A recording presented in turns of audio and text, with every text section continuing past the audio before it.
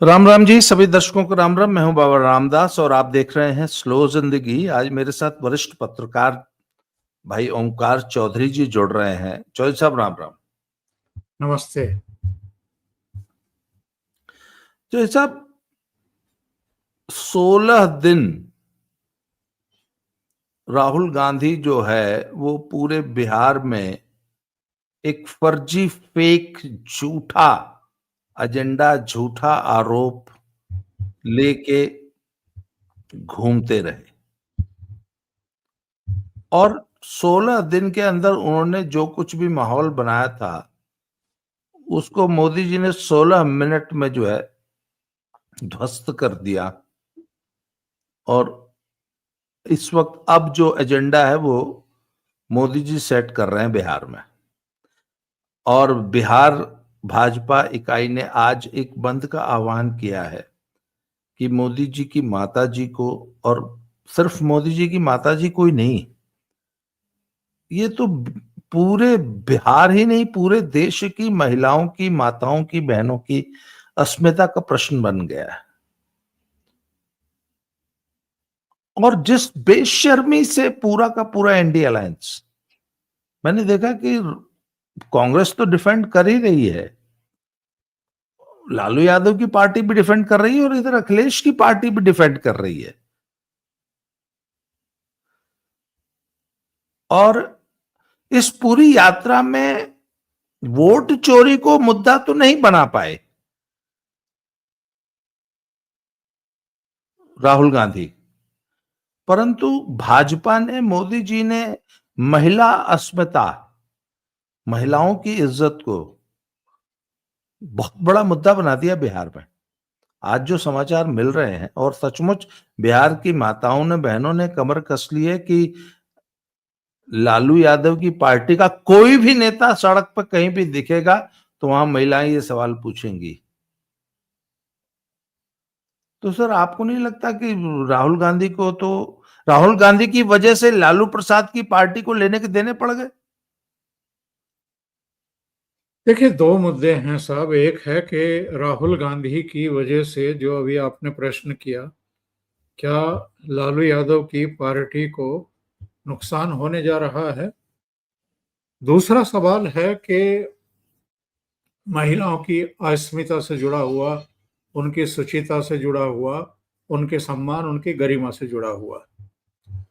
प्रधानमंत्री नरेंद्र मोदी की माताजी, जिनका राजनीति से कोई दूर दूर तक का कोई सरोकार ही नहीं था, और जिनका परिवार शुचिता के लिए जाना जाता है, मर्यादा के लिए, गरिमा के लिए जाना जाता है, अनुशासन के लिए जाना जाता है, और प्रधानमंत्री नरेंद्र मोदी के बारे में मैं अक्सर कहता भी हूं कि ना तो उनको अपने जीजा को सेट करना है, ना उनके लिए गलत ढंग से जमीनों का बंदोबस्त करना है, ना लैंड यूज चेंज करना है, ना करोड़ों रुपए का फायदा उनको पहुंचाना है, ना उनकी माताजी ने कभी इस तरह से चिंता की कि मेरी बेटी और मेरा बेटा किसी तरीके से राजनीति में सेट हो जाए, या मेरा बेटा प्रधानमंत्री बन जाए, या गुजरात का मुख्यमंत्री बन जाए। वो तो एक सीधी साधी एक महिला थी, एक सामान्य परिवार। इनके पिताजी एक चाय की दुकान लगाते थे रेलवे स्टेशन पर, और परिवार के बाकी लोग, जिनमें खुद नरेंद्र मोदी भी थे, बाल्यावस्था में उनका हाथ बटाते थे जाकर के रेलवे स्टेशन पर। इनकी माताजी ने अपने बच्चों को घर घर बर्तन भांडे मांज करके, उनसे जो आय होती थी, या जो दूसरे काम घर में महिलाएं करती हैं, किसी का सिलाई का, किसी की तुरपाई का, दूसरे काम, उससे अपना घर चला रही थी, अपने बच्चों को पाल रही थी।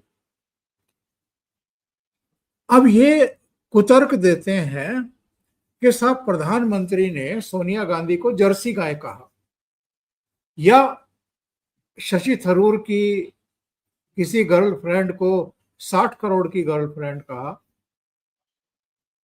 इसी तरह की दो तीन बातें और कर रहे हैं।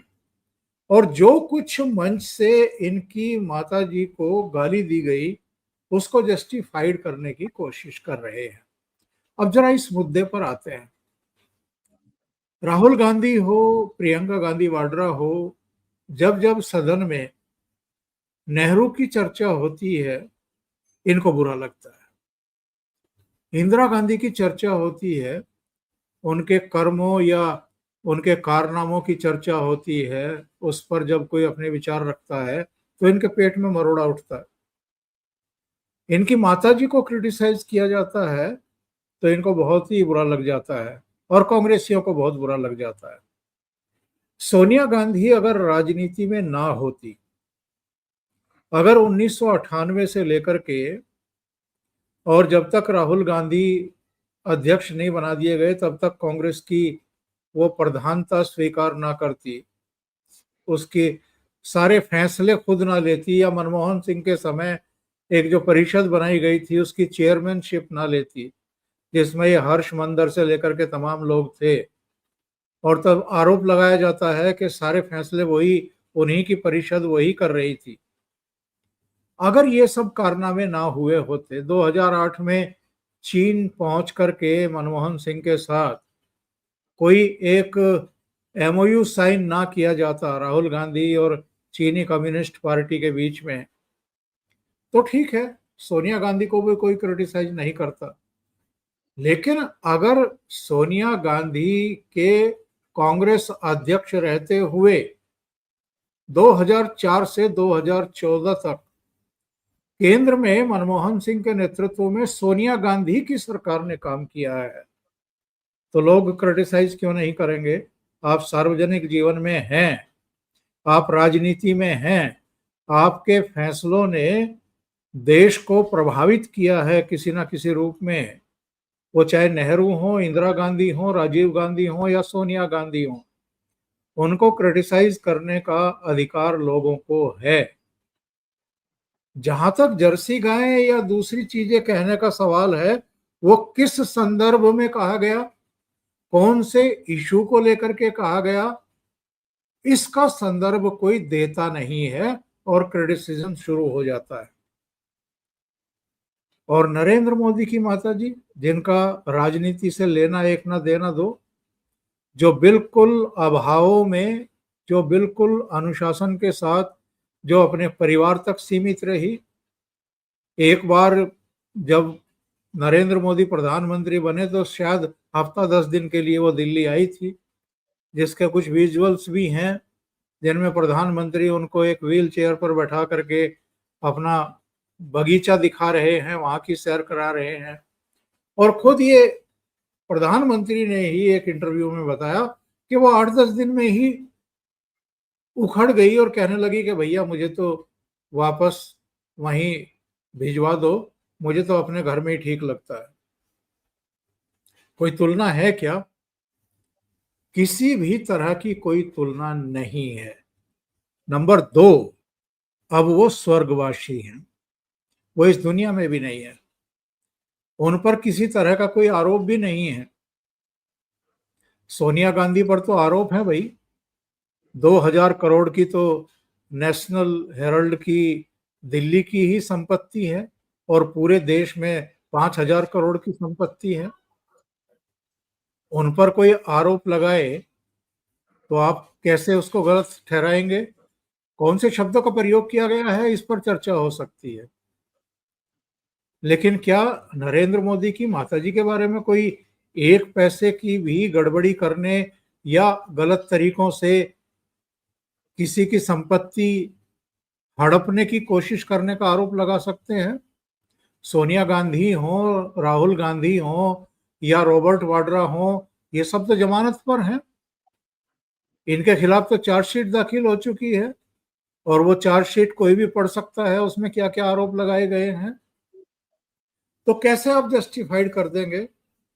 जो इस दुनिया में नहीं है उनको आप एक मोटी गाली दें, उनको आप अपमानित करने की कोशिश करें, और उनका जो लायक बेटा, जिसका पूरी दुनिया में आज एक स्थान है, हिंदुस्तान में जितने प्रधानमंत्री हुए हैं उनमें सर्वोच्च शिखर पर अगर कोई बैठा है, दिन रात काम करने वाला और एक आमूल चूल परिवर्तन करने वाला हर एक की जिंदगी में इन 11 सालों के भीतर, उस प्राइम मिनिस्टर को आप इसलिए अपमानित करना चाहते हैं क्योंकि उसकी लोकप्रियता कम होने का नाम नहीं ले रही और आपके लिए कोई जुगत बन नहीं रहा, कोई रास्ता बन नहीं रहा है, तो आप फ्रस्ट्रेशन में गाली देंगे।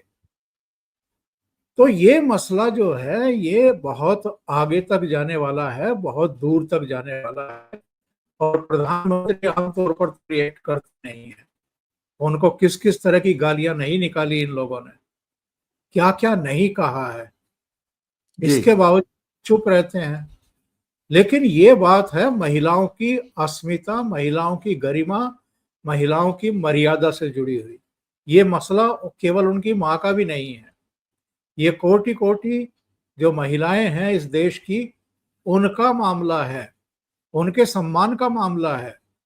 तो ये मामला आगे बढ़ेगा, आगे बढ़ चुका है और जितनी जल्दी ये लोग अपनी गलती मान लेंगे, माफी मांगेंगे कि गलती हुई है हमसे और उससे दूरी बनाएंगे जिसने ये हरकत की है या उस मंच के लिए जो जिम्मेदार था, उसको जब तक आप नहीं नापेंगे तब तक ये मामला हल होने वाला नहीं है। और आगे के लिए ये कम से कम सुनिश्चित हो कि चाहे प्रधानमंत्री जी की माताजी हो या मेरी हो या आपकी हो या किसी की भी हो, उनके प्रति इस तरह की मैं कहूंगा कि बदतमीजी भरी भाषा का इस्तेमाल ना किया जाए, बल्कि समग्र जो महिलाएं हैं उनके प्रति, वो चाहे बेटी के रूप में है, बहू के रूप में है या माताजी के रूप में है, उनका अपमान करने की जरूरत कोई ना करे। जी सर, मेरा एक प्रश्न है पर इसमें, अगर राहुल गांधी या कांग्रेस का कोई भी बड़ा नेता खेद प्रकट कर देता कि नहीं नहीं हम इस प्रकार की भाषा से बिल्कुल भी सहमत नहीं है और ये गलत बात है और वो जिसने भी ऐसे गाली दी है उसको अरेस्ट करो, उसके खिलाफ मुकदमा लिखाओ और कोई भी हमारा कार्यकर्ता नेता किसी प्रकार की भाषाई मर्यादा का उल्लंघन नहीं करेगा, इतना सा अगर एक बयान, एक ट्वीट कांग्रेस पार्टी की तरफ से आ जाता तो मसला वहीं खत्म हो जाता। और ये जो थेथेराई कांग्रेस पार्टी ने की, अच्छा मैं एक कल का बताता हूं, कल शर्जील इमाम और वो आपका उमर खालिद की बेल एप्लीकेशंस जो है हाईकोर्ट ने रद्द कर दी। आज पूरा का पूरा इकोसिस्टम शर्जील इमाम और खालिद की के पक्ष में, उनके पक्ष में बैटिंग कर रहा है, उनके पक्ष में बयान दे रहा है, उनके पक्ष को सही ठहरा रहा है। मतलब ये जानबूझकर कांग्रेस पार्टी इन नीतियों पे चलती है, इसके पीछे कोई डिजाइन है क्या? आपको क्या लगता है? बाबा जी, जब कोशिशें आपकी नाकाम हो जाएं और जनता लगातार आपको ये मैसेज दे रही हो कि भाई हमारा अब आपसे भरोसा डिग चुका है, उठ चुका है, हम आपको देश की कमान या प्रदेशों की कमान सौंपने का रिस्क नहीं ले सकते, नहीं उठा सकते, और जहां जहां हम आपको प्रदेशों की कमान सौंपते भी हैं कि शायद आप सुधर गए हैं, वहां फिर आप गोबरी करते हैं जब भी पूंछ उठाते हैं, तो फिर हम दोबारा आप पर विश्वास क्यों करें? तो बात है ये कि जो पब्लिक का विश्वास है वो इनसे डिग चुका है और ये अब समझ गए हैं कि राजनीतिक रूप से हम प्रधानमंत्री नरेंद्र मोदी को या भारतीय जनता पार्टी को या दूसरे दलों को, एनडीए के दूसरे दलों को राज्यों से नहीं हटा सकते और देश से भी नहीं हटा सकते। तो जहां कोशिशें नाकाम हो जाएं वहां साजिशें शुरू होती, और इन साजिशों में अनफॉर्चुनेटली देश के भीतर भी कैसी ताकतें हैं बहुत सारी जो इनके साथ जुड़ गई हैं और बाहर तो बैठी ही हैं। और आजकल तो चूंकि अमेरिका से भी चाहे अनचाहे एक पंगा हो गया है और बहुत बड़ा पंगा हो गया है। तो वहां जो डीप स्टेट है, वहां जो जॉर्ज सोरोस है, वहां जो इस समय राष्ट्रपति हैं, जो पहले कार्यकाल में तो प्रधानमंत्री की भी, भारत की भी, भारतीयों की भी, हिंदुओं की भी बड़ी तारीफ किया करते थे, लेकिन दूसरे कार्यकाल में क्योंकि उनके व्यापारिक हित जो हैं वो पाकिस्तान से सध रहे हैं, और जो उनके दामाद हैं कुशनर, उन्होंने बाकायदा लाहौर में दफ्तर खोल लिया है और वहां पर वो तेल से जुड़ा हुआ कारोबार कर रहे हैं बैठ करके। तो इसलिए उनके लिए अब पाकिस्तान क्या हो गया है और भारत जो है वो इस्लाम को नहीं रहा है, वो बिल्कुल एकदम अलहदा विषय हो जाता है। वरना मैं बहुत डिटेल इस पर जानकारी दे सकता हूं दर्शकों को कि किस तरीके से डोनाल्ड ट्रंप ने अपने व्यक्तिगत पारिवारिक हितों की पूर्ति करने के लिए भारत जैसे एक विश्वस्त एलाई की बलि ले ली है। और अब अमेरिका में समझ चुके हैं इस चीज को, लोग बहुत अच्छे तरीके से समझ चुके हैं। आपको याद होगा पिछले दिनों प्रधानमंत्री नरेंद्र मोदी ने एक सेंटेंस बोला था कि हम किसानों, मछुआरों और डेयरी क्षेत्र से जुड़े हुए जितने भी उत्पादक हैं उनके हितों के खिलाफ नहीं जाएंगे, उनके हितों की रक्षा करेंगे और किसी के सामने नहीं झुकेंगे। तो ये जो ट्रेड डील नहीं हो रही है, इसके पीछे सबसे बड़ा कारण तो यही है, वो हमारे एग्रीकल्चर सेक्टर को बर्बाद करना चाहते हैं। यहाँ पर अपने उत्पाद हमारे मार्केट में खपाना चाहते हैं। छोटे लघु सीमांत किसान इससे बर्बाद होंगे। एक बात उन्होंने और कही थी और उस पर दर्शकों को गौर करना चाहिए। इसलिए मैं कहता हूं कई बार कि इस समय नरेंद्र मोदी के साथ खड़ा होना इतना जरूरी क्यों है। उन्होंने कहा था कि मैं जानता हूं कि मुझे व्यक्तिगत नुकसान भी हो सकता है। ये व्यक्तिगत नुकसान क्या है? व्यक्तिगत नुकसान ये है कि अभी लश्कर के 3 आतंकवादी पिछले कुछ पहले नेपाल के रास्ते बिहार में घुसे, और ये 3 तो वो हैं जो पकड़ में आ गए हैं, जो निगाह में हैं कि वो घुसे हैं।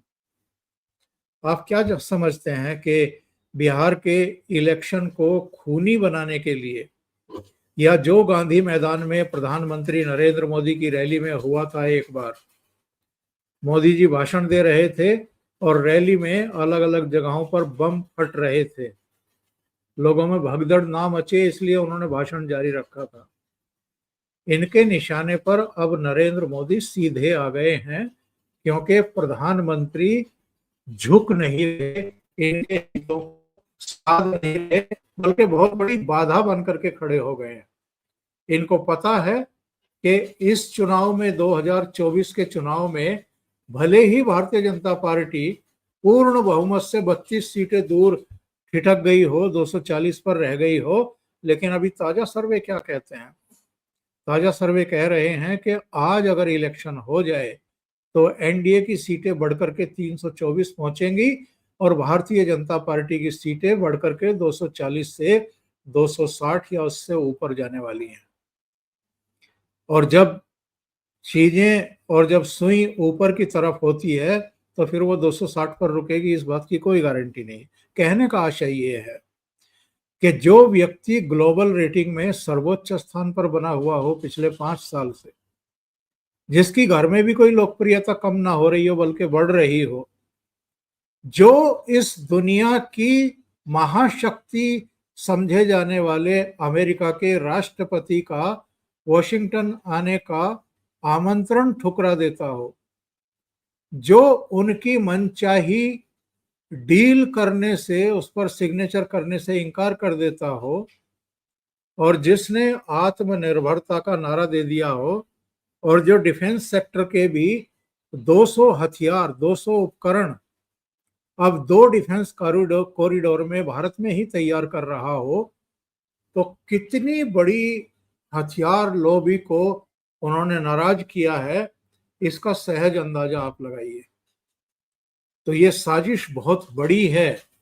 ये शर्जील इमाम जैसे, ये उमर खालिद जैसे जो पूर्वोत्तर को भारत से काटने के सपने देख रहे थे, डोनाल्ड ट्रंप की का पूरा परिवार उस समय भारत यात्रा पर था। नमस्ते ट्रंप एक बड़ा आयोजन अहमदाबाद में हुआ था, मोटेरा स्टेडियम में। उसके बाद ये ताजमहल गए थे। ताजमहल से जब नई दिल्ली लौट रहे थे तो नई दिल्ली में दंगा कराया गया था, और ये दंगा कराने वाले यही ब्रेन थे, यही दिमाग थे। आप अंदाजा लगाइए कि चीजें किस तरीके से घूमती हैं, ये दुनिया किस तरीके से गोल है। कौन कौन ताकतें अब अंदरूनी तौर पर भी और बाह्य तौर पर भी एक साथ खड़ी हो गई हैं, और इस समय उनके निशाने पर केवल और केवल नरेंद्र मोदी हैं। तो ये तो हम पिछले करीब करीब आप समझ लीजिए कि 2013-14 से ही देख रहे हैं। जिन जिन महत्वपूर्ण राज्यों में इलेक्शन होते हैं, वहां तो ये सब के सब पहले से ही अपने ढोल मंजीरे तबले हारमोनियम सब कुछ लेकर के वहां की राजधानी में जाकर के बैठ जाते हैं, राग अलापना शुरू कर देते हैं। हमेशा ये होता है। और एक पूरी मुहिम शुरू होती है देश के भीतर भी, जितना इकोसिस्टम है, लोटियन मीडिया के लोग हैं ये सब, और विदेशों में भी बैठे हुए अलग अलग जगहों पर, चाहे गार्जियन हो, वाशिंगटन पोस्ट हो, न्यूयॉर्क टाइम हो, जितने भी आपके, सब एक सुर में प्रधानमंत्री नरेंद्र मोदी को चुनौती देते हैं, उनकी छवि खराब करते हैं। 2014 में 2024 में यही तो खेल हुआ, जिसकी वजह से भारतीय जनता पार्टी की सीटें घट करके 240 पर आ गई। और ये फिर होगा। ये आप बिहार के समय भी देखेंगे, और शुरू हो चुका ऑलरेडी। जातियों में विभक्त करना क्या जरूरत थी? मामला तो ट्रेड डील को लेकर के था। ये जो पीटर नवारो है, डोनाल्ड ट्रंप का चेला, वो कहां से ब्राह्मण को ले आया कि ब्राह्मणों को फायदा हो रहा है रूस से तेल खरीद में। ये जातीय जो जहर बोया जा रहा है, ये तो जानबूझ करके सोच समझ करके बोया जा रहा है। और इसमें अब अमेरिका भी शामिल हो गया, ऑफिशियली शामिल हो गया है। तो ये बहुत बहुत गहरा षड्यंत्र है। ये समय है जब कोटि कोटि हिंदुस्तानियों को, और मैं हिंदुस्तानियों शब्द का जानबूझ करके इस्तेमाल कर रहा, मैं यहाँ भारत भी शब्द इस्तेमाल कर सकता था, हिंदुस्तानियों को खड़ा होना होगा मजबूती के साथ नरेंद्र मोदी का साथ देने के लिए। जी। तो सर अब मुझे एक बात बताइए आप जरा, पूरे पॉलिटिकल डिस्कोर्स की लगाम तो मोदी जी ने अपने हाथों में ले ली है, और पूरा विपक्ष जो है वो एकदम हताश निराश दिखाई देने लग गया है। इसीलिए इस प्रकार के, देखिए मैं तो ये मानता हूं कि जब विपक्ष के पास कोई मुद्दा ना हो तभी वो गाली गलौज पे उतरता है और गाली गलौज को जस्टिफाई करता है। तो आपको लगता है कि ये एकदम जो हम लोग का आकलन है कि बिहार में एकदम वॉकओवर की स्थिति बन गई है और विपक्ष को कुछ सूझ ही नहीं रहा है, ये मेरा आकलन है। आप लोग दिल्ली से बैठ के क्या जज कर रहे हैं बिहार के बारे में? देखिए, ओवरऑल अगर बात करें, चूंकि आप भी बिहार अब 10 दिन रह करके और अलग अलग जिलों में और इंटीरियर में, गांव ग्रामीण क्षेत्रों में लोगों की थाह लेकर के लौटे हैं, और फर्स्ट हैंड इंफॉर्मेशन आपसे मिली है या अभिषेक तिवारी से, दूसरे लोगों से मिली है। जो वहाँ का माहौल है वो तो बिल्कुल एकदम स्पष्ट। अब बात ये आती है जो आपने कहा है कि इम्पैक्ट क्या पड़ने जा रहा है, और इनकी जो बौखलाहट है, जो गालियां निकलनी शुरू हो चुकी हैं, इसका क्या अल्टीमेटली हश्र होगा या क्या प्रभाव पड़ेगा। तो देखिए, बिहार लोकसभा चुनाव के बाद 5 राज्यों में चुनाव हुए हैं। 3 राज्यों में अप्रत्याशित रूप से, जहां विपक्ष को लग रहा था कि हमारी ही सरकार बनेगी, 2 बार हरियाणा में सरकार रह चुकी थी बीजेपी की, वहां भी नहीं बनी कांग्रेस की। महाराष्ट्र में लोकसभा चुनाव में 48 में से 31 सीटें विपक्ष ने जीत ली थी, उनको लग रहा था कि 100% हमारी सरकार आ रही है, वहां भी नहीं बन पाई, वहां भी बीजेपी की बन गई, हरियाणा में भी बीजेपी की बन गई। 7 जन्म लेने के बाद भी नरेंद्र मोदी दिल्ली से हमें नहीं हटा सकते, ये जुमला और ये नारा उछालने वाले अरविंद केजरीवाल को दिल्ली की जनता ने विदा कर दिया। यहां भी भारतीय जनता पार्टी की सरकार बन गई। तो इन सबको साफ साफ दिखाई दे रहा है कि 2024 के लोकसभा चुनाव में जनता से जो थोड़ी बहुत सुस्ती या गलती हुई, जिसकी वजह से नरेंद्र मोदी पूर्ण बहुमत अकेले प्राप्त नहीं कर पाए, लोगों को इस बात का एहसास है, बहुत शिद्दत से एहसास है। और उसी का नतीजा है कि जम्मू कश्मीर में भी उसकी सीटें बढ़ी, हरियाणा, महाराष्ट्र, दिल्ली में उसकी सरकार बन गई, झारखंड में भी उसने बेहतर प्रदर्शन किया, और अब बिहार में भी लोग नरेंद्र मोदी को मजबूती देने का काम करने वाले हैं। अब बिहार के बाद क्या? पश्चिम बंगाल। आप ये तय मानिए कि भारतीय जनता पार्टी इस बार पश्चिम बंगाल में भी सत्ता में पहुंचने की पूरी तैयारी किए बैठी है, पूरी तैयारी किए बैठी। और अगर ये 2 स्टेट जीत लिए, और ये पूरब दिशा के हैं दोनों एक तरीके से, ठीक है, बिहार हिंदी बेल्ट में माना जाता है, लेकिन ये भी उसी छोर पर है जिस छोर की बात, उपेक्षा की बात प्रधानमंत्री नरेंद्र मोदी ने सबसे पहले 2014 में ही कर दी थी कि भाई भारत का जो पश्चिमी छोर है पूरा ऊपर से नीचे तक, वो तो फिर भी साधन संपन्न है और विकास की मुख्य धारा में है, लेकिन जो पूर्वी इलाका है भारत का, पूर्वोत्तर से लेकर के और ये सारे राज्य, ये सब पिछड़ गए हैं, इन पर हम ध्यान देंगे। अब उड़ीसा उसी हिस्से में आता है, उड़ीसा में बीजेपी की सरकार बन चुकी। झारखंड में नजदीकी मुकाबला हो रहा है, और बिहार में लगातार भी उन्हीं के आसार बन रहे हैं। और अगर बंगाल फतेह कर लिया तो आप अंदाजा लगाइए साहब, इनकी तो राजनीति ही खत्म हो जाएगी। तो क्या कोई ये बर्दाश्त करेगा कि हमारी राजनीति खत्म हो जाए? और राजनीति खत्म करने का जो औजार है या जो धुरी बन गए हैं, वो है नरेंद्र मोदी। तो ऐसे में नरेंद्र मोदी के लिए इनके मुंह से गालियां नहीं निकलेगी तो क्या निकलेगा? तो जानकारी सारी है केंद्र के स्तर पर, यहाँ आईबी भी बैठी हुई है, यहाँ कई तरह के इंटेलिजेंस आपके एजेंसियां काम करती हैं, रॉ भी है, बहुत सारा तंत्र है जहां लगातार सूचनाएं आ रही हैं। और इन साजिशों में, जैसा मैंने पहले भी कहा था, कि हथियार बनाने और भारत को एक बहुत बड़ा मार्केट और बहुत संभावनाशील मार्केट समझने वाली पूरी लॉबी है, जो हजारों करोड़ रुपया खर्च करने को भी तैयार है। तो आप ये तय मानिए कि आने वाला कम से कम 1 साल, 1 सवा साल, ये भारत के लिए भी बेहद चुनौतीपूर्ण है, प्रधानमंत्री नरेंद्र मोदी के लिए भी बहुत चुनौतीपूर्ण है। एक एक राष्ट्रभक्त को बहुत सतर्कता के साथ सजग रहना होगा, नींद में सोना नहीं है, 2024 वाली गलती नहीं करनी है। और इन सारी ताकतों को जवाब एक ही है, बिहार के बाद बंगाल। इन दोनों में अगर इनको पीट दिया तो इनका मनोबल टूट जाएगा।